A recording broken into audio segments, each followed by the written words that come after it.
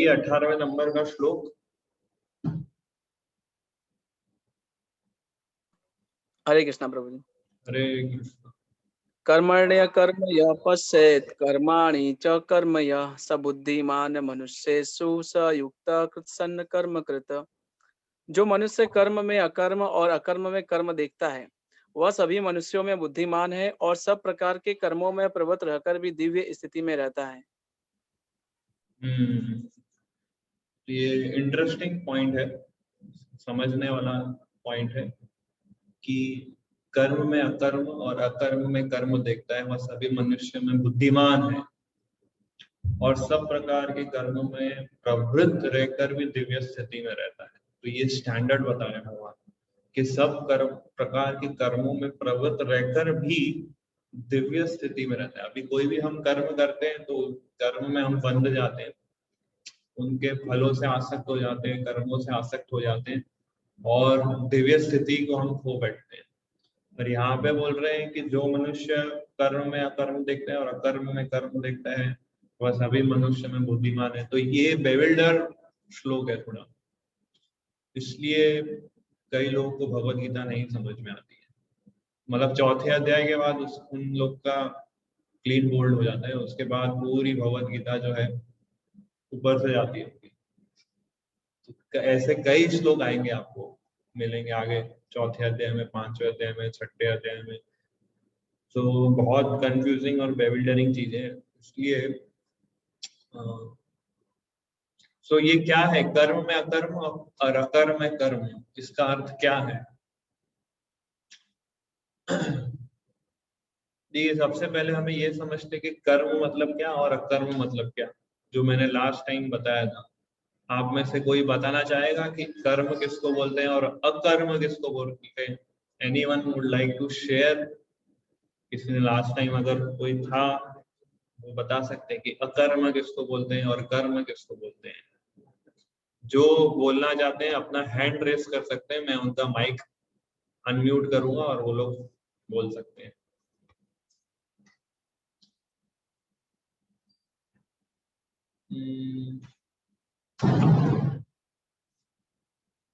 OP Gupta प्रभु है, Smith प्रभु है, पर ये दोनों ने काफी चीजें सुनी है। मैं चाहता हूँ कोई नया व्यक्ति आए और कोई एक्सप्लेन करे ताकि नो और क्लैरिटी आए। Anyone like to try new, जिसने अभी तक कुछ बोला नहीं हो वो कुछ शेयर करना चाहते हैं, अकर्म किसको कहेंगे और कर्म किसको कहेंगे?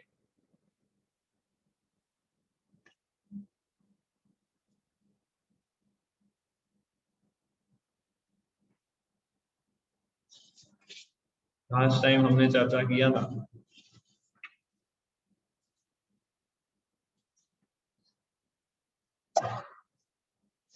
Yes, anyone?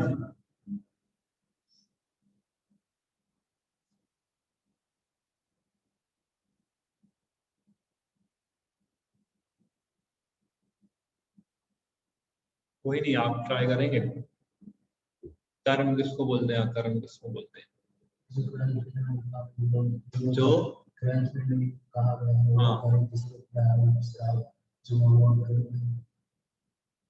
वो विकर्म में आता है।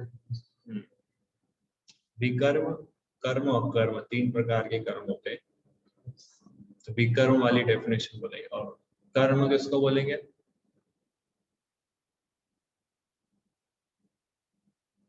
और अकर्म?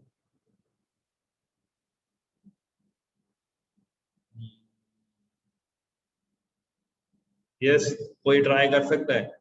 मैं सही आंसर नहीं मांग रहा हूँ, ट्राई करूँ आप कुछ। Anyone can try.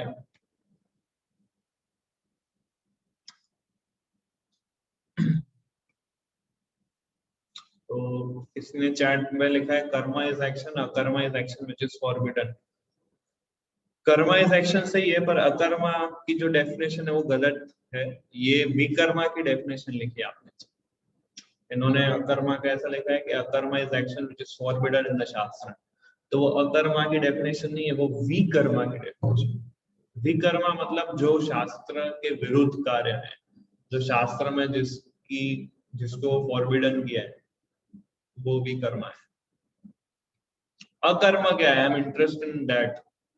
अकर्म किसको बोलते हैं? कौन से कार्य को अकर्म बोलते हैं?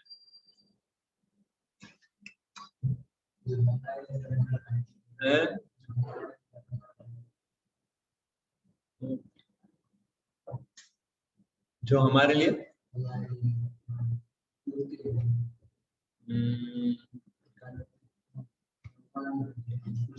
ओके, तो चलिए मैं सबके लिए माइक अनम्यूट कर देता हूँ, जिसको बोलना है बोलो अभी, और कुछ बोलो।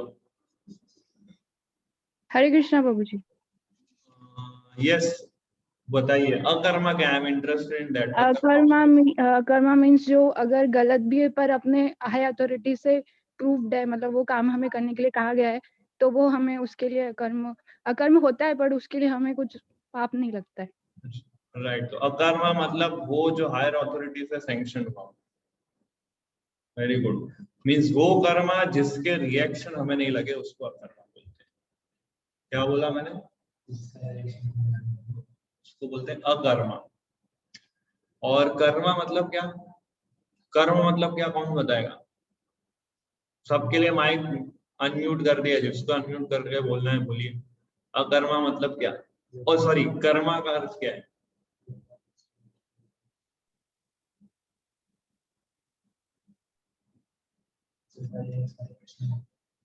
जो कर्म का फल हमें मिलता है, यानी कि यस मित्रों, जब हम कोई भी कार्य करते हैं और उसमें सेंसेस को हम सेंटर में रखते हैं, अपने आप को सेंटर में रख के कोई भी काम करते हैं, तो वो कर्म है।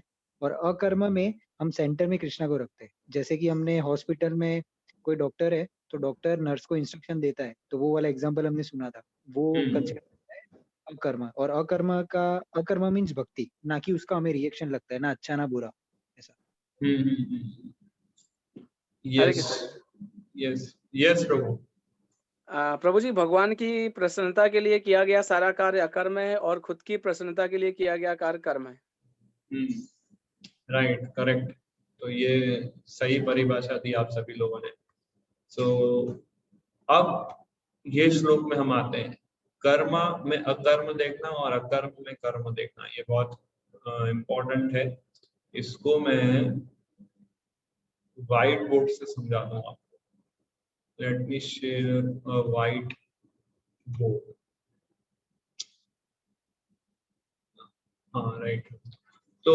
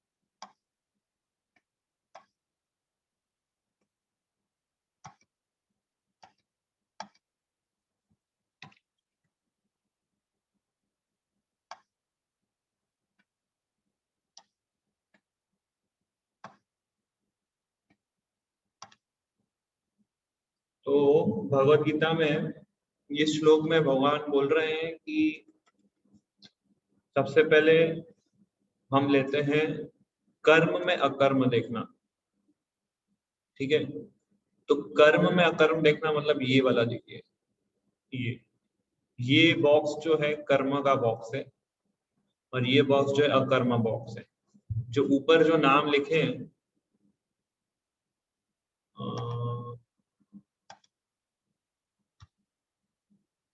ये जो बॉक्स है कर्म का बॉक्स है।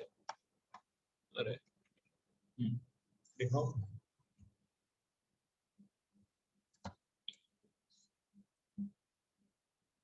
सही होना पड़ेगा।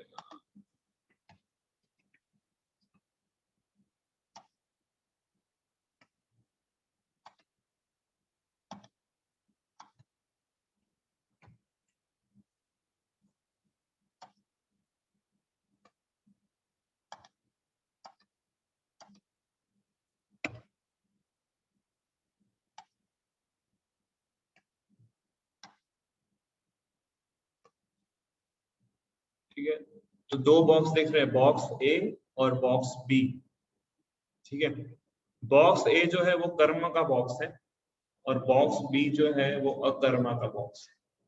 तो बॉक्स ए बता रहा है कि कर्म के अंदर अकर्म देखना, समझे आप, और बॉक्स बी बता रहा है अकर्म के अंदर कर्म देखना, है ना।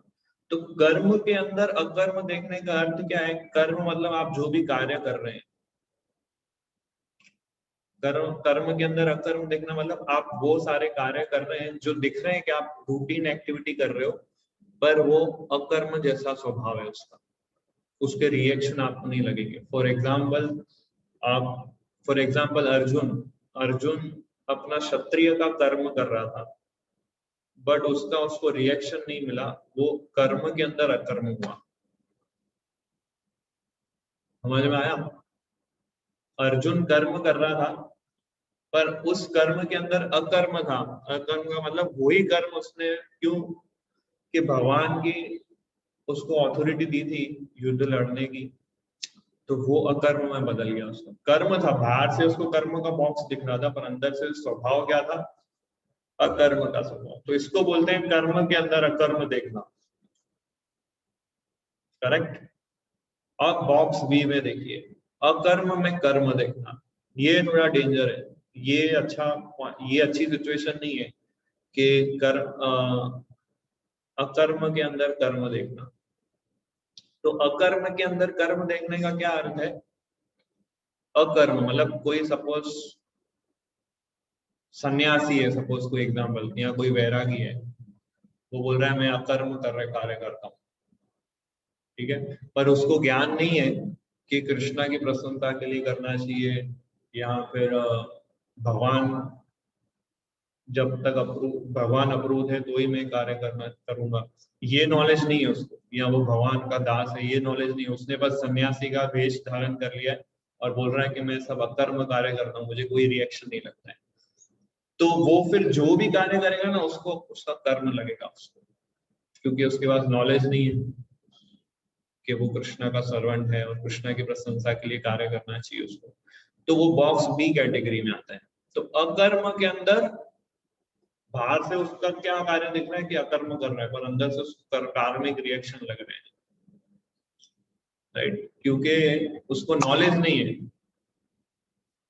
उसको डिवोशनल सर्विस का नॉलेज नहीं है, भक्ति का नॉलेज नहीं है, कृष्णा का नॉलेज नहीं है।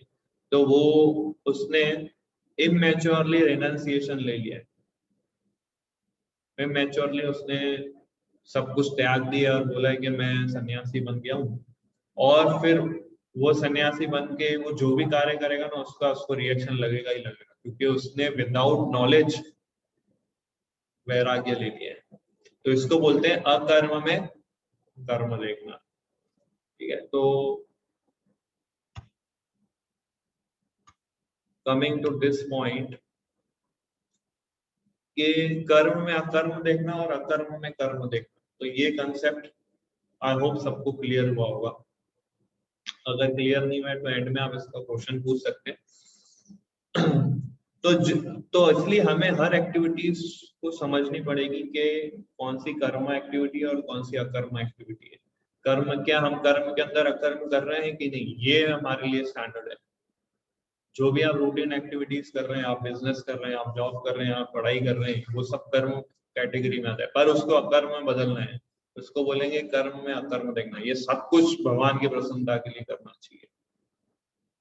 इसलिए जो कृष्णा भावना भावित होके कोई भी कार्य करता है, वो सारे कर्म बंधनों से मुक्त हो जाता है। उसके सारे कर्म केवल कृष्णा की प्रसन्नता के लिए ही होते हैं, इसलिए वो कर्म के फल उसको नुकसान नहीं पहुंचाते, इवन बेनिफिट भी नहीं देते, नुकसान भी नहीं पहुंचाते। तो यही पॉइंट इस श्लोक में बताया गया है। तो इसका हाईलाइट पॉइंट पढ़िए ये। क्योंकि सारे कर्म कृष्ण के लिए किए जाते हैं, अतः इस सेवा के करने में उसे दिव्य सुख प्राप्त होता है। जो इस विधि में लगे रहते हैं वे व्यक्तिगत इंद्रिय तृप्ति की इच्छा से रहित होते हैं। कृष्ण के प्रति उसका नित्य दास्य भाव उसे सभी प्रकार के कर्म फल से मुक्त करता है। क्योंकि सब कुछ कृष्णा की प्रसन्नता के लिए किया है, उससे केवल दिव्य सुख प्राप्त होता है और खुद की इच्छा, क्या लिखा है इसमें, इंद्रिय तृप्ति की इच्छा से रहित होता है। मतलब अपनी डिजायर्स को पूरी करने के लिए वो कर्म नहीं करता है, कृष्णा की डिजायर्स को पूरी करने के लिए वो कर्म करता है। अभी हम जो भी अपने ऑक्यूपेशंस लगे हुए हैं, आपको ये कॉन्शियसनेस लानी पड़ेगी कि ये जो भी मैं कार्य कर रहा हूँ मेरी डिजायर्स फुलफिल करने के लिए नहीं कर रहा हूँ, कृष्णा की डिजायर्स को फुलफिल करने के लिए मैं ये कर रहा हूँ। ये कॉन्शियसनेस से आपको सारे वर्क करने पड़ेंगे। जब तक ये कॉन्शियसनेस से आप वर्क नहीं कर रहे हैं ना, आपको आप कर्मा लगेगा। और जिस समय ये कॉन्शियसनेस आ जाएगी आपके माइंड में कि मैं कृष्णा की डिजायर्स के लिए केवल कार्य करूंगा, अपनी डिजायर्स फुलफिल करने के लिए नहीं, जब तक ये कॉन्शियसनेस नहीं आएगी तब तक आप कर्म बंधन में फंसे हुए हो और आपको रिपीटेड बर्थ एंड डेथ के साइकिल में घूमते रहना पड़ेगा। तो कॉन्शियसनेस को इम्प्रूव करना चाहिए, इज वेरी इंपॉर्टेंट थिंग। तो 19 नंबर श्लोक में आगे इसकी चर्चा की गई है। यस, पढ़िए। यस्य सर्वे समारंभा काम संकल्प वर्जिता ज्ञानाग्नि कर्माणं तमाहु पंडितम बुधा। जिस व्यक्ति का प्रत्येक प्रयास इंद्रिय तृप्ति की कामना से रहित होता है उसे पूर्ण ज्ञानी समझा जाता है। उसे ही साधु पुरुष ऐसा कर्ता कहते हैं जिसने पूर्ण ज्ञान की अग्नि से कर्म फलों को भस्मसात कर दिया है। तो इस श्लोक में भगवान बताते हैं कि वो अकर्मा में कैसे हम पहुंच सकते हैं, तो अकर्म स्थिति में कैसे हम आ सकते हैं, कर्म के अंदर अकर्म कैसे हम देख सकते हैं, क्या प्रोसेस है। तो मैंने श्लोक के अंदर 2 पॉइंट हाईलाइट किए, इंद्रिय तृप्ति की कामना से रहित होना और दूसरा पूर्ण ज्ञान की अग्नि से कर्म फलों को भस्मसात कर देना। तो ये इसमें श्लोक आपको, अगर आप श्लोक पे थोड़ा ध्यान देंगे तो उसमें लिखा है फर्स्ट लाइन में लास्ट, काम संकल्प वर्जिता। बहुत इंपॉर्टेंट है ये, काम संकल्प वर्जिता। देखिए जो भी हम कार्य करते हैं, ये संकल्प लेके कार्य कर रहे हैं हम अभी कि I want to become happy या आई विल एंजॉय मोर, ये संकल्प को लेके हम सारे कार्य कर रहे हैं कि जो भी फल मुझे प्राप्त होगा उसको मैं एंजॉय करूंगा, उसको मैं भोगूंगा और आई विल बी हैप्पी। तो ये संकल्प, इसको बोलते हैं काम संकल्प। काम मतलब मटेरियल डिजायर्स, भौतिक डिजायर्स, तो काम संकल्प बोलते हैं। इसमें भगवान बोल रहे काम संकल्प वर्जिता। वर्जिता का अर्थ है, देखिए इसमें शब्दार्थ भी दिए, वर्जिता का अर्थ है रहित, मतलब काम संकल्प को वर्जित करना पड़ेगा, तो गिव अप करना पड़ेगा इंद्रिय तृप्ति की कामना से रहित होकर। तो वो कैसे करेंगे, दूसरी लाइन में भगवान बोलते हैं ज्ञान अग्नि दग्ध कर्मणा। ज्ञान अग्नि, ज्ञान की अग्नि से वो कर्म को जला देता है, ज्ञान की अग्नि से कर्म को जला देता है और दग्ध कर्मणा मतलब कर्म को भस्म कर देता है। और ऐसे व्यक्ति को पंडितम बुधा कहते हैं। पंडित मतलब इंटेलिजेंट, बुधा मतलब स्कॉलर। इंटेलिजेंट और स्कॉलर, अच्छा कॉम्बिनेशन। ऐसे ही व्यक्ति को पंडित बुधा कहते हैं, इंटेलिजेंट एंड स्कॉलर। तो वो ज्ञान अग्नि क्या है? What is that fire of knowledge? तो ज्ञान अग्नि है, प्रभुपाद तात्पर्य में बताते हैं इस ज्ञान अग्नि को कि किसको ज्ञान अग्नि बोलते हैं। तो ये पूरा तात्पर्य पढ़ते हैं, छोटा है और बहुत सुंदर है, पूरा तात्पर्य पढ़िए। केवल पूर्ण ज्ञानी ही कृष्ण भावना भावित व्यक्ति के कार्यकलापों को समझ सकता है। ऐसे व्यक्ति में इंद्रिय तृप्ति की प्रवृत्ति का अभाव रहता है। इससे यह समझा जाता है कि भगवान के नित्य दास के रूप में उसे अपने स्वाभाविक स्वरूप का पूर्ण ज्ञान है, जिसके द्वारा उसने अपने कर्म फलों को भस्म कर दिया है। जिसने ऐसा पूर्ण ज्ञान प्राप्त कर लिया है वह सचमुच विद्वान है। भगवान के नित्य दासता के इस ज्ञान के विकास की तुलना अग्नि से की गई है।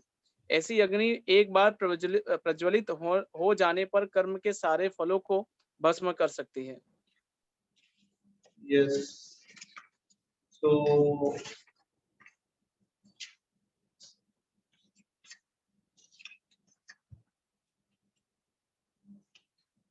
तो यहाँ पे वो ज्ञान अग्नि क्या है बताते हैं, ये लास्ट लाइन, भगवान की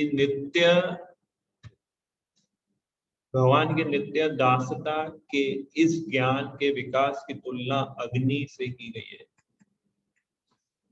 इंग्लिश में इसको ऐसा लिखा है कि development of this knowledge of eternal servitorship of to the lord is compared to fire.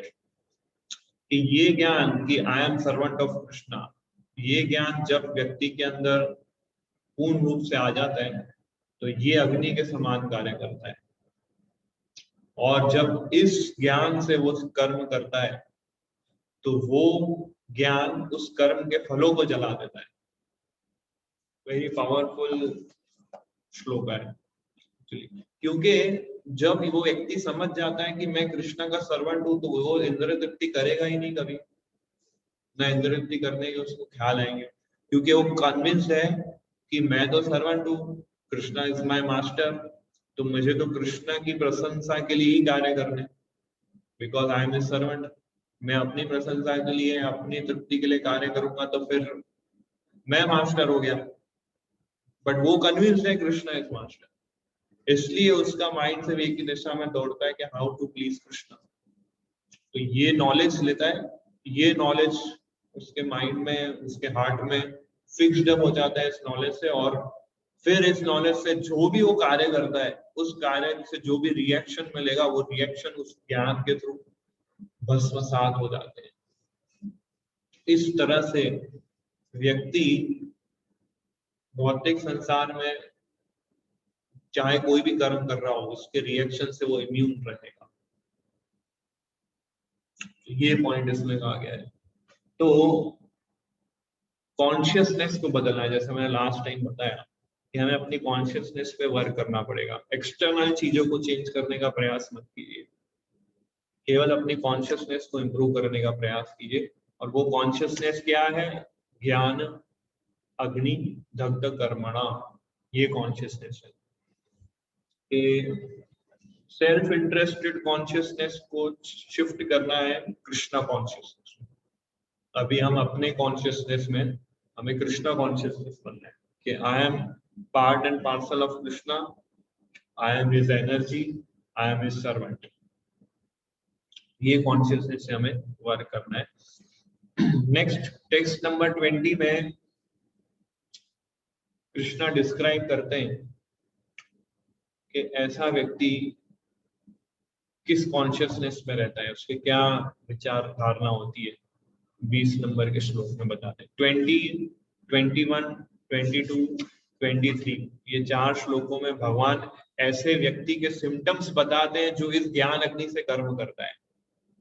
ये बहुत इंपॉर्टेंट सेक्शन है पूरे 4थे अध्याय का। 20 नंबर श्लोक से 23 नंबर के श्लोक तक भगवान ऐसे व्यक्ति के गुण बताते हैं कि जो अकर्म कार्य करता है। तो क्या हमारे अंदर ये कॉन्शियसनेस है कि नहीं, वो हमें पता चल जाएगा। पढ़िए। त्यक्त्वा कर्म फलासंगम नित्य तृप्तो निराशया कर्मण्यभिप्रवृत्तोऽपि नैवं किंचित् करोति स अपने कर्म फलों की सारी आसक्ति को त्याग कर सदैव संतुष्ट तथा स्वतंत्र रहकर वह सभी प्रकार के कार्यों में व्यस्त रहकर भी कोई सकाम कर्म नहीं करता। तो ये 20 नंबर के श्लोक में भगवान 3 गुण बताते हैं। पहला गुण है कर्म फलों की सारी आसक्ति त्यागता है, नंबर 1। नंबर 2 सदैव संतुष्ट रहता है, और नंबर 3 स्वतंत्र रहता है।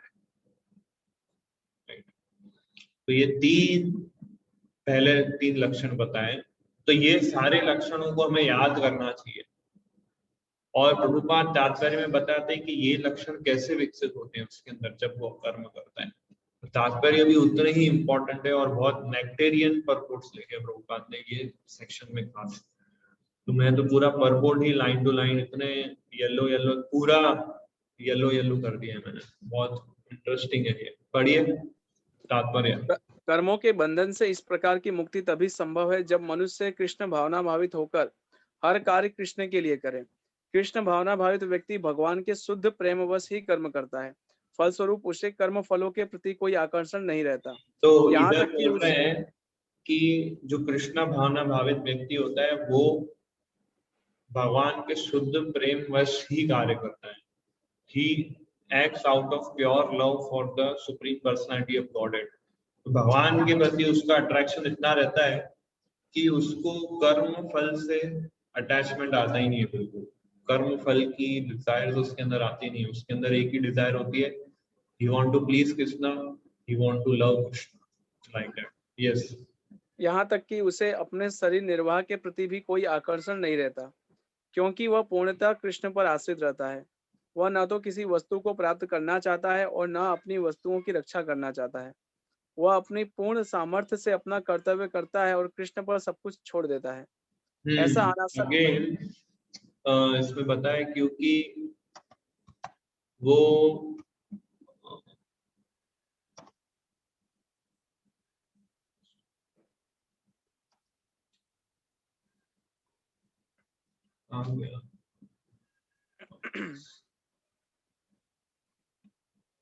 ये वाला लाइन, वह ना तो किसी वस्तु को प्राप्त करना चाहता है और ना अपनी वस्तु की रक्षा करना चाहता है। जो व्यक्ति स्टेज पे आता है ना वो फियरलेस हो जाता है। क्या हो जाता है? फियरलेस मतलब निर्भय हो जाता है। तो जो कृष्णा की सेंटर लेता है वो इस कॉन्शियसनेस में आ जाता है कि वो ना अपने किसी वस्तु को प्राप्त करना चाहता है और ना अपनी वस्तु की रक्षा करना चाहता है। अभी सभी लोग क्या कर रहे हैं, उल्टा कर रहे हैं इस नाइट का। सब लोग वस्तु को प्राप्त करना चाहते हैं और अपनी वस्तु की रक्षा करना चाहते हैं। That means they are not Krishna conscious. पूरी दुनिया इल्यूजन में घूम रही है। बट जो अकर्म कार्य करता है वो निर्भय होकर कार्य करता है। जैसे ही हम कर्म करने की इच्छा प्रकट करते हैं हमारे अंदर भय आता है। किस बात का भय आता है? कि ये सफल होगा कि नहीं होगा। पर जो अकर्म भाव से कार्य करता है वो निर्भय रहता है, क्योंकि उसे पता है मैं जो भी कार्य करूंगा भगवान की प्रसन्नता के लिए करूंगा। तो बोलते हैं वो अपनी पूर्ण सामर्थ्य से अपना कर्तव्य करता है और कृष्णा पर सब कुछ छोड़ देता है। ऐसा अनासक्त व्यक्ति, डिटैच्ड व्यक्ति शुभ अशुभ कर्म फलों से मुक्त रहता है। मानव वह कुछ भी नहीं कर रहा हो, क्या बात है, कुछ भी नहीं कर रहा हो ऐसा दिखेगा मैं, he is not doing anything। तो ये कॉन्शियसनेस होनी चाहिए कि इंद्रिय तृप्ति से रहित होता है। और ये जो लाइन हमने देखी यस ये वाली, वह ना तो किसी वस्तु को प्राप्त करना चाहता है और ना अपनी वस्तुओं की रक्षा करना चाहता है। ये पॉइंट उसको स्वतंत्र बना देती है। This point make him completely independent. Fearless हो जाता है व्यक्ति, किसी की चापलूसी नहीं करता है, to the point, straightforward, transparency के साथ कार्य करता है। यस पढ़िए। ऐसा अनासक्त व्यक्ति शुभ अशुभ कर्म फलों से मुक्त रहता है और मानो वह कुछ भी नहीं कर रहा हो। यह अकर्म अर्थात निष्काम कर्म का लक्षण है। ये कर्म और निष्काम कर्म का लक्षण है। तो ये 3 फिर आगे श्लोक में भगवान कंटिन्यू करते हैं। 21 नंबर श्लोक पढ़िए।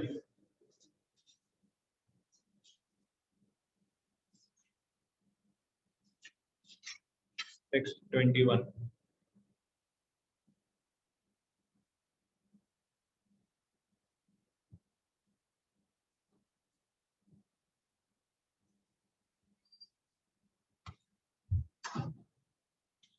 निराशय यतचितात्मा त्यक्ता सर्व परिग्रह शारीरम केवलम कर्म कुर्वन् नाप्नोति किल्बिषम्। ऐसा ज्ञानी पुरुष पूर्ण रूप से संयमित मन तथा बुद्धि से कार्य करता है। नेक्स्ट सिम्टम्स इसमें बता रहे कि संयमित मन तथा बुद्धि से कार्य करता है। फिर क्या? अपनी संपत्ति के सारे स्वामित्व को त्याग देता है और केवल शरीर निर्वाह के लिए कर्म करता है। इस तरह कार्य करता हुआ वह पाप रूपी फलों से प्रभावित नहीं होता है। तो ये सिम्टम आप पढ़ेंगे आपको लगेगा कि ये तो प्रैक्टिकल नहीं दिखता है और इसको हम कैसे अपने जीवन में उतारें। बट आप अगर ये हरे कृष्ण महामंत्र का चैंटिंग करते हैं, भक्तों का संग करते हैं और ग्रंथों का अध्ययन करते हैं और अपनी चेतना को मेंटेन करते हैं और साथ साथ अपने रूटीन कार्य करते रहते हैं, over the period of time ये कॉन्शियसनेस आपके अंदर विकसित हो जाएगी। ये जो श्लोक हम पढ़ रहे हैं कि आपकी मन और बुद्धि संयमित रहेगी, संपत्ति के सारे स्वामित्व को आप त्याग देंगे और केवल शरीर निर्वाह के लिए कर्म करेंगे। इसका अर्थ ये नहीं कि आप एकदम गरीब हो जाओगे या लो क्लास हो जाओगे, आपका स्टैंडर्ड गिर जाएगा, नहीं, ऐसा नहीं है। कॉन्शियसनेस का स्टैंडर्ड इंप्रूव होगा, कॉन्शियसनेस राइज हो जाएगा। तो इसका तात्पर्य भी काफी अच्छा लिखा है प्रभुपाद जी ने। पढ़ते हैं इस तात्पर्य को, पढ़िए तात्पर्य। कृष्ण भावना भावित व्यक्ति कर्म करते समय कभी भी शुभ या अशुभ फल की आशा नहीं रखता। उसके मन तथा बुद्धि पूर्णतः वश में होते हैं। वह जानता है कि वह परमेश्वर का भिन्न अंश है, अतः अंश रूप में उसके द्वारा संपन्न कोई भी कर्म उसका ना होकर उसके माध्यम से परमेश्वर द्वारा संपन्न हुआ होता है। जब हाथ हिलता है तो वह स्वेच्छा से नहीं हिलता, तो अपितु सारे ये एग्जाम्पल बहुत इंपॉर्टेंट है और ये एग्जाम्पल से हमारे अंदर और क्लैरिटी आएगी। पढ़िए फिर से एग्जाम्पल। जब हाथ हिलता है तो यह स्वेच्छा से नहीं हिलता, अपितु सारे शरीर की चेष्टा से हिलता है। तो जैसे फॉर एग्जाम्पल ये हैंड है मेरा, तो ये हैंड को मैं ऊपर नीचे जैसे इसको मूव करना चाहूँ मैं मूव कर सकता हूँ, पर ये हैंड इंडिपेंडेंटली मूव नहीं कर रहा है। मैं इस हैंड को ऑर्डर कर रहा हूँ, इसलिए ये ऊपर नीचे हो रहा है। तो ये हैंड ऊपर नीचे होने का कारण मैं भी हूँ और ये खुद हैंड भी है। बट अगर ये इंडिपेंडेंटली अपने आप से ऊपर नीचे हिलेगा तो मुझे फिर इसको काटना पड़ेगा, क्योंकि ये मुझे कोऑपरेट नहीं करते। जैसा मैं बोल रहा हूँ ऐसा नहीं कर रहे, पैरालिसिस हो गया है। और मैं जैसे डिजायर करूंगा, मैं डिजायर करूंगा हैंड ऊपर तो ये ऊपर हो जाएगा। अब मैं डिजायर करूँ हैंड नीचे हो जाए तो ये हैंड नीचे हो जाएगा। इस प्रकार से तो ये जो हैंड है वो हम है और बॉडी है वो कृष्ण है। जैसे कृष्ण डिजायर करें ऐसे हमें कार्य करना चाहिए। हम अपनी डिजायर से ऊपर नीचे उत्पाद मचाएंगे तो हमको नुकसान होगा। Then we will be cut off from that relationship. Of course हमें उसको रेक्टिफाई भी कृष्ण ही करते हैं उसको हेल्प करने के लिए, बट ये उदाहरण से समझाया गया है। ये पढ़िए आगे। कृष्ण भावना भावित व्यक्ति भगवत इच्छा का अनुगामी होता है, क्योंकि उसकी निजी इंद्रिय तृप्ति की कोई कामना नहीं होती। वह यंत्र के एक पुर्जे की भांति हिलता डुलता है, जिस प्रकार रख रखाव के लिए पुर्जे को तेल और सफाई की आवश्यकता पड़ती है, उसी प्रकार कृष्ण भावनामयित व्यक्ति कर्म के द्वारा अपना निर्वाह करता है।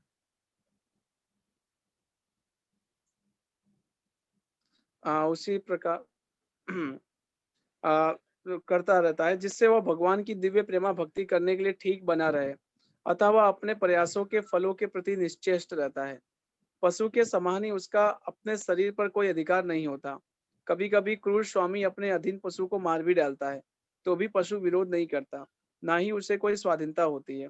आत्म साक्षात्कार में पूर्णतया तत्पर कृष्ण भावना भावित व्यक्ति के पास इतना समय नहीं रहता कि वह अपने पास कोई भौतिक वस्तु रख सके। अपने फिर से जीवन ये निर्वाह पॉइंट पढ़िए, ये भी बहुत अच्छा है। आत्म साक्षात्कार में पूर्णतया तत्पर कृष्ण भावनामय व्यक्ति के पास इतना समय नहीं रहता कि वह अपने पास कोई भौतिक वस्तु रख सके। आत्म साक्षात्कार में पूर्णतया तत्पर कृष्ण भावना भावित व्यक्ति मतलब जो कर्म कार्य कर रहा है, उसके बाद इतना समय नहीं होता कि वो अपने पास कोई भौतिक वस्तु रख सके। जितना उसके जीवन निर्वाह के लिए जरूरत है उतना वो कार्य करता है, बाकी का समय वो कृष्णा कॉन्शियसनेस में लगाता है, कृष्णा भक्ति में लगाता है। यस, पढ़िए। अपने जीवन निर्वाह के लिए उसे अनुचित साधनों के द्वारा धन संग्रह करने की आवश्यकता नहीं रहती, अतः वह ऐसे भौतिक पापों से कलमशग्रस्त नहीं होता, वह अपने समस्त कर्म फलों से मुक्त रहता है। ये और सिम्टम्स इसमें बता दें कि संयमित मन तथा बुद्धि सामित्व को त्यागना और शरीर निर्वाह के लिए कर्म करना है। मतलब आपकी कॉन्शियसनेस ऐसे होनी चाहिए कि आप ऑफिस जाएं या पढ़ाई करें या जॉब करें, ये कॉन्शियसनेस भी होनी चाहिए कि ये सिर्फ मैं बॉडी मेंटेनेंस के लिए मैं कर रहा हूँ, ये मैं बॉडी मेंटेनेंस के लिए कर रहा हूँ ताकि मेरा बॉडी फिट और फाइन रह सके हायर कॉन्शियसनेस में रहने के लिए, ताकि मेरा बॉडी फिट एंड फाइन रह सके कृष्णा की सेवा करने के लिए, तभी वो सारे एक्टिविटीज आपके अकर्म में कन्वर्ट होंगे। नहीं तो फिर आप वही बॉडी से क्या करोगे, आप बहुत मेहनत करोगे, है ना, बहुत नौकरी करोगे, day in day out, extra time क्या बोलते हैं उसको, ओवर टाइम करोगे ताकि आपको और पैसा मिले, वो पैसों से आप भोजन करोगे, आपका बॉडी स्ट्रांग बनेगा, उससे आप क्या करोगे, फिर इंद्र तृप्ति करोगे। इंद्र तृप्ति नहीं करना है, बॉडी को स्टाउट एंड स्ट्रांग बनाना है टू सर्व कृष्णा, बिकॉज ये बॉडी भी हमें कृष्णा ने दिया है।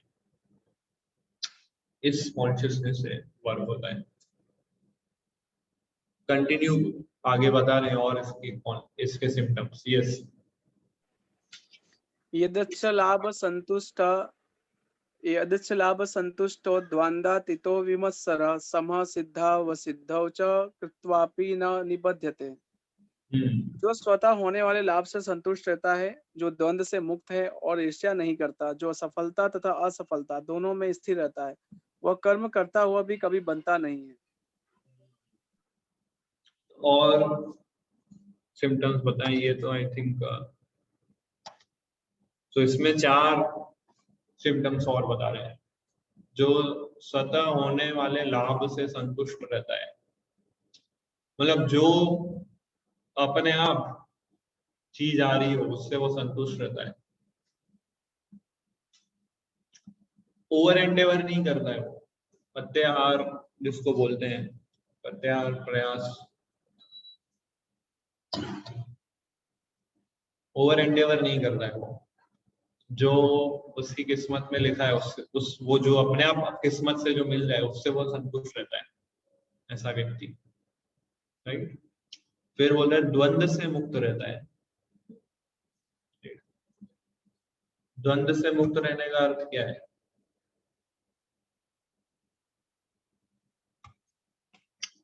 द्वंद्व किसको बोलते हैं? डुअलिटी।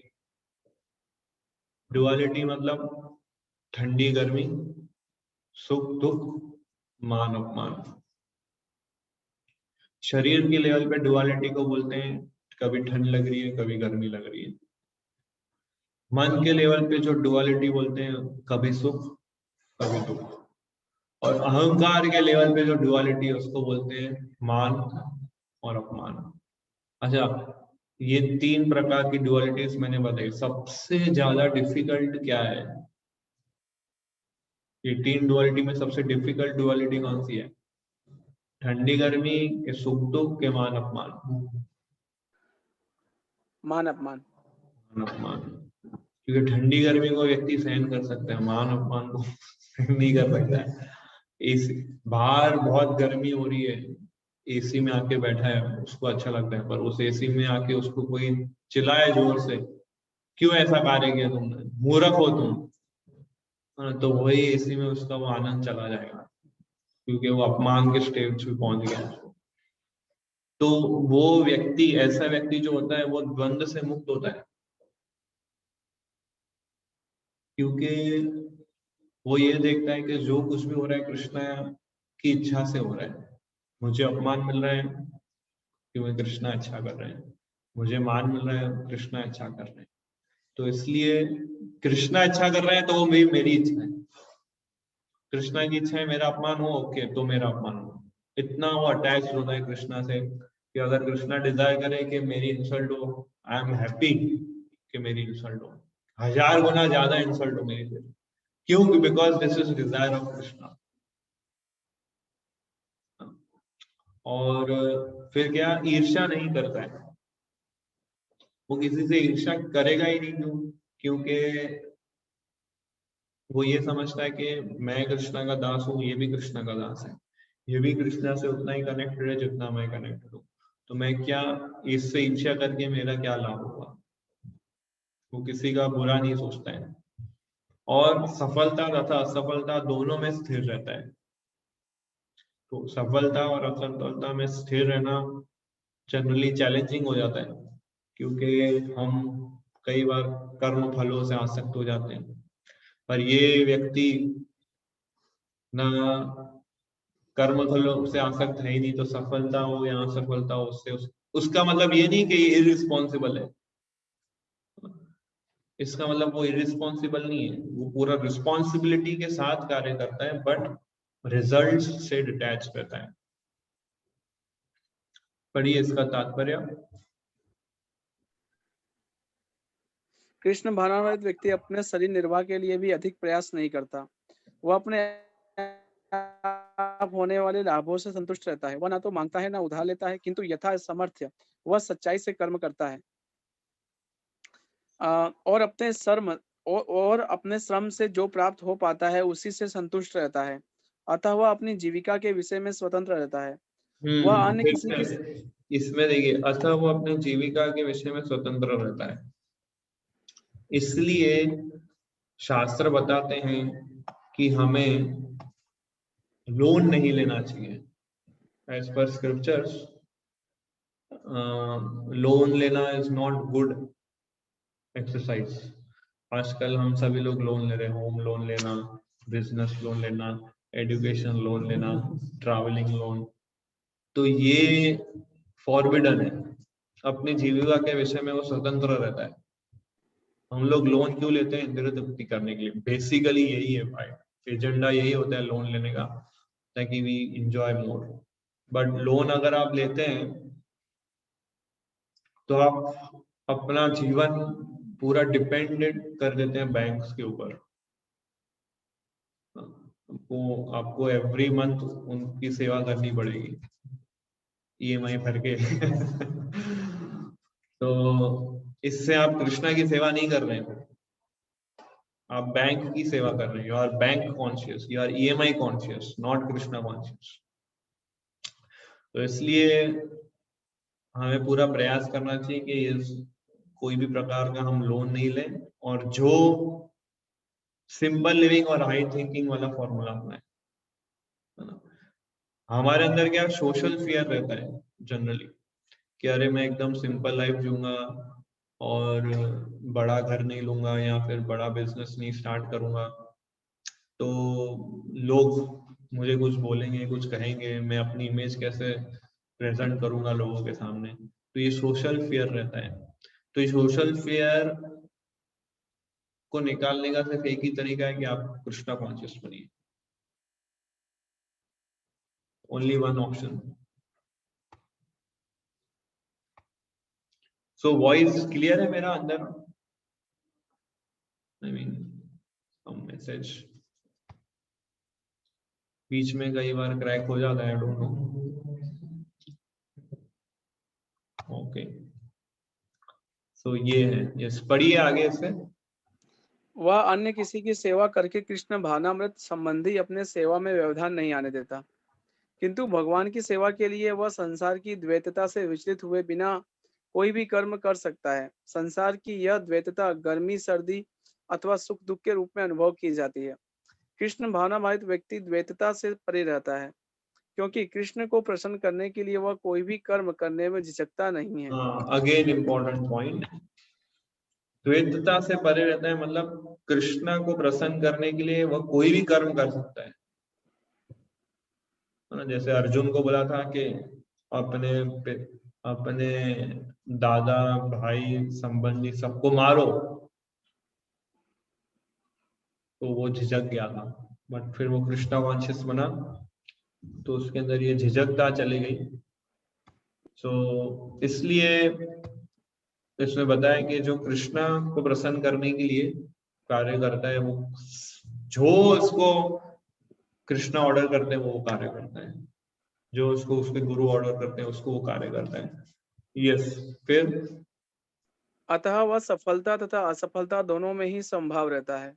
ये लक्षण तभी दिखते हैं जब कोई दिव्य ज्ञान में पूर्णता स्थित हो। तो ये लक्षण तभी दिखते हैं जब वो दिव्य ज्ञान में पूर्ण स्थित हो। दिव्य ज्ञान मतलब क्या? आई एम सर्वेंट ऑफ कृष्णा। ये लक्षण मैं फिर से बोल रहा हूँ, ये पॉइंट, ये सारे लक्षण आप तभी विकसित कर सकते हैं जब आप ये सोचेंगे कि I am servant of Krishna and I am working exclusively for the pleasure of Krishna. Otherwise artificially ये आप कर ही नहीं सकते। आप आर्टिफिशियली करने जाएंगे ये सब, आपको इम्प्रैक्टिकल लगेगा, आप फेल हो जाएंगे, आप बोलेंगे ये संभव ही नहीं है, लाइक दैट। 23वां पॉइंट कंटिन्यू उसमें बता रहे आगे। पढ़िए 23 नंबर।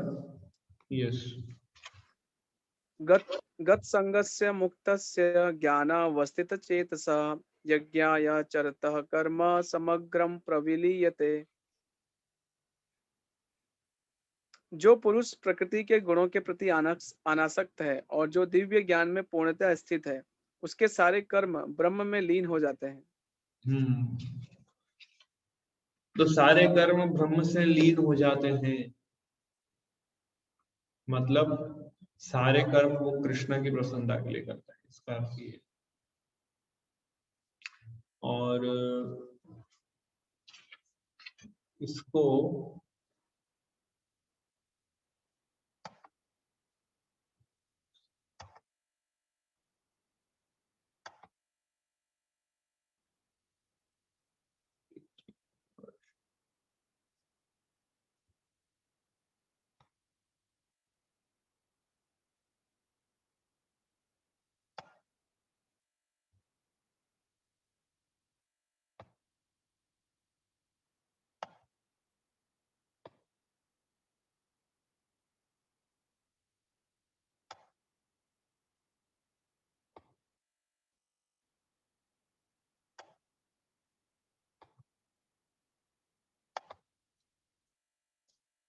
ये चार्ट आप देखिए, बहुत सुंदर चार्ट बनाया है 23 नंबर के श्लोक को लेके।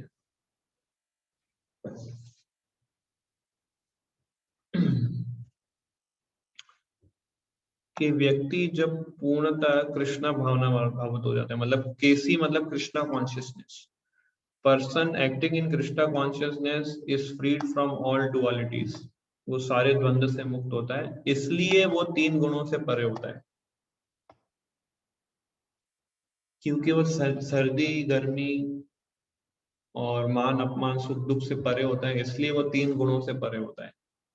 ये इस फ्लो। अब इस साइड देखिए, जो व्यक्ति कृष्णा भावना भावित है, he can become liberated because he know his constant position in relation to Krishna।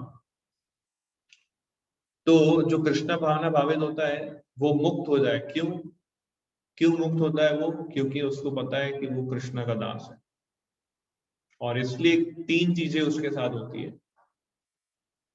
इसलिए 3 चीजें उसके साथ होती है। पहली चीज, mind cannot be drawn from Krishna consciousness, मतलब उसका माइंड कभी डेविएट या डाइवर्ट नहीं होगा। दूसरा, जो भी वो कार्य करेगा कृष्ण के लिए करेगा। और तीसरा, जो भी वो कार्य करेगा कृष्ण को संतुष्टि मिलेगी उससे। अगेन, जो व्यक्ति कृष्ण भावना भावित है वो मुक्त रहेगा। क्यों? क्योंकि उसको वो पता है कृष्ण का दास है, और कृष्ण का दास है तो नंबर 1 उसका माइंड डिस्टर्ब नहीं होगा, नंबर 2 वो जो भी कार्य करेगा कृष्ण के लिए करेगा, और नंबर 3 वो सारे कार्य कृष्ण को प्रसन्न करेंगे। ये 3 चीजें जब वो करता है उसको बोलते हैं यज्ञ। क्या बोलते हैं? यज्ञ। तो ये यज्ञ में वो जो भी वस्तुओं को यूज करता है वो सब आहुति के रूप में कृष्ण स्वीकारते हैं। फॉर एग्जाम्पल, वो कृष्ण भावना भावित है, वो घर से ऑफिस जाता है और गाड़ी में जाता है ना, पेट्रोल डाल के जाता है। ये सारे एक्टिविटीज, वो पैसे जिसने वो गाड़ी खरीदी, जिस पैसों से उसने वो गाड़ी खरीदी, वो पैसे भी कृष्णा एक्सेप्ट कर लेते हैं, वो गाड़ी भी कृष्णा एक्सेप्ट कर लेते हैं। क्यों? क्योंकि वो कृष्णा को प्रसन्न करने के लिए कार्य कर रहा है। वो गाड़ी चला रहा है, बीच में बहुत सारी चींटियां मरेगी, उस कर्मों से भी वो इम्यून हो जाता है। तो इस प्रकार से वो सारे चीजें जो कृष्णा को प्रसन्न करने के लिए वो यूज करता है, वो सब चीजें आहुति के रूप में कृष्णा एक्सेप्ट करते हैं, और उसको बोलते हैं यज्ञ। और वो कर्म फलों से इम्यून हो जाते हैं, और उसका रिजल्ट क्या होता है? ही मर्ज इनटू ट्रांसेंडेंस, ब्रह्म में लीन हो जाता है, मतलब कृष्ण भावना भावित हो जाता है। और दूसरा, does not suffer material effects, भौतिक क्लेश उसको परेशान नहीं करते हैं। तो ये है व्यक्ति जो अकर्म भाव से कार्य करता है। 23 नंबर श्लोक। 24 नंबर के श्लोक से भगवान हमको अलग अलग प्रकार के यज्ञ समझाएंगे। जो 23 नंबर के श्लोक में आपने वर्ड सुना, ये यज्ञ, ये वाला पूरा, तो ये यज्ञ अलग अलग प्रकार के यज्ञ होते हैं। तो 24 नंबर से लेके 33 नंबर तक भगवान अलग अलग प्रकार के यज्ञ इसके अंदर समझाते हैं, और आगे हम इसको फिर नेक्स्ट टाइम कंटिन्यू करेंगे। सो किसी का कोई प्रश्न है तो आप पूछ सकते हैं। आपके लिए माइक हमने ओपन कर दिया है। So any doubts you can ask.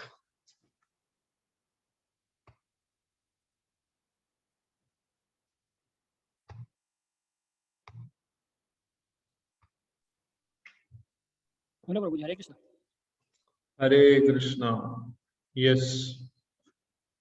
अरे लोन वाला मतलब क्या बताया? वो मुझे समझ में नहीं आया, वो पूरा डिटेल में समझा ना। वो लोन मतलब लोन कौन से थे वो सब बताया ना, वो एग्जांपल। आपने लिया है क्या कोई लोन? नहीं नहीं लिया है। ओके, तो मैं थोड़ा ओपनली बोल सकता ओके, मजाक कर रहा हूँ मैं। एक्चुअली भगवान जैसे भगवत गीता में बताते हैं कि हमारा जो जीविका है वो स्वतंत्र होना चाहिए, पर जब हम लोन लेते हैं तो हमारी जीविका स्वतंत्र तो नहीं रहती, राइट? हमारा डिपेंडेंसी आ जाती है ना।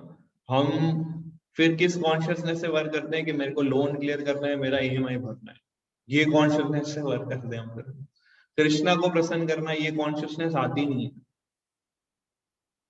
तो it is very very challenging कि अगर हम टेकिंग लोन और इतना वर्क कर रहे हैं हम, तो वो कॉन्शियसनेस से वर्क करना है कि I have to please Krishna, वो कॉन्शियसनेस आप इन्वेस्ट नहीं कर पाओगे वर्क के दौरान।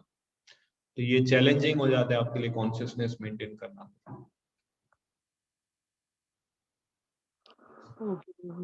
ओके प्रभु।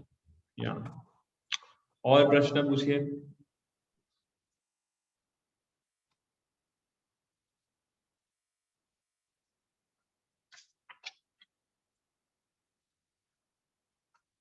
Any questions, any doubts, any comments?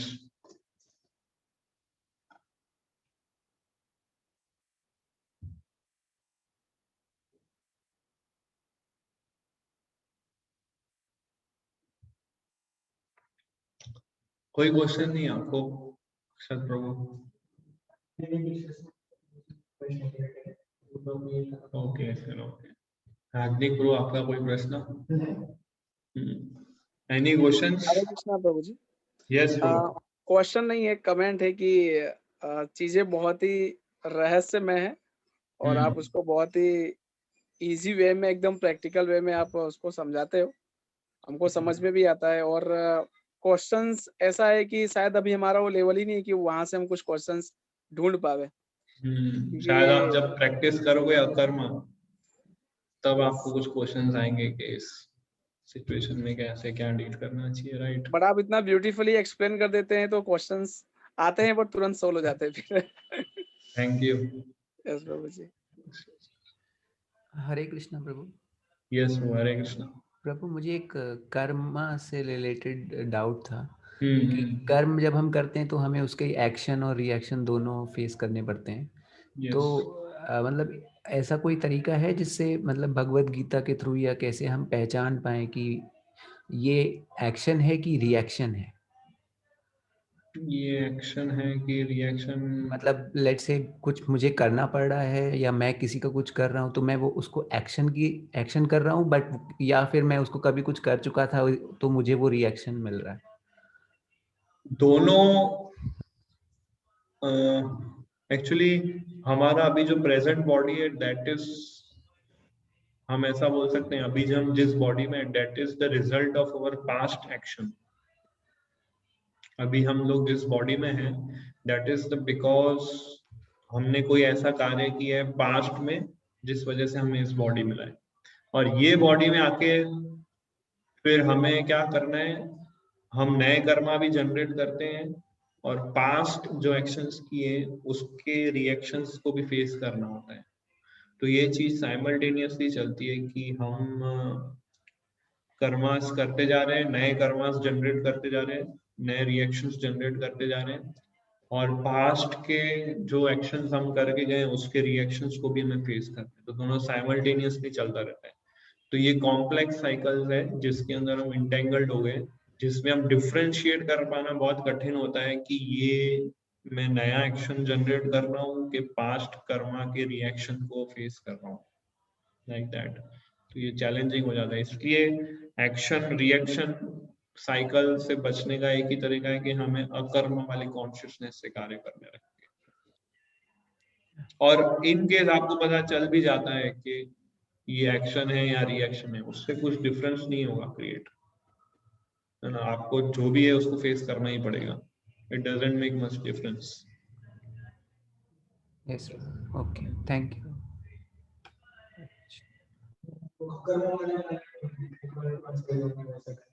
अकर्म कार्य मतलब वो सारे कार्य जो भगवान की प्रसन्नता के लिए होते हैं।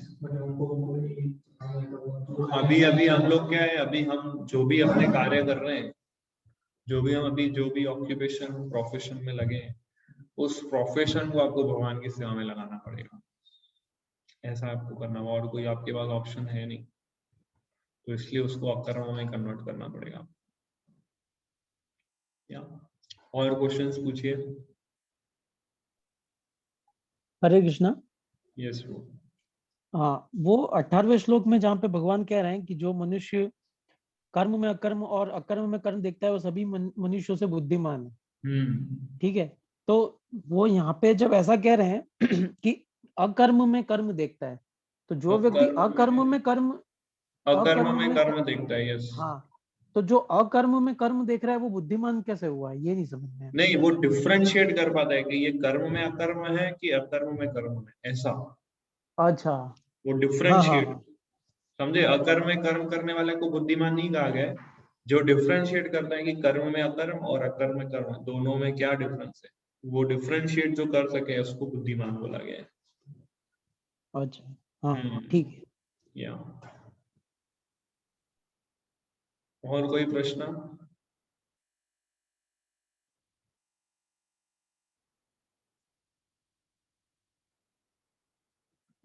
तो चैट में प्रश्न है कि कर्म और विकर्म में अंतर क्या है।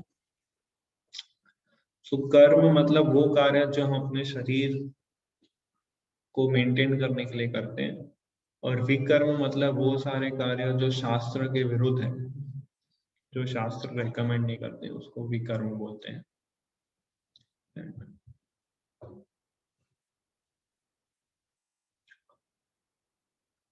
ऑल राइट, सो हम लोग इधर एंड करते हैं। हमारा नेक्स्ट क्लास रहेगा this Friday 26th of March, we'll meet at the same time. Thank you very much. Hare Krishna.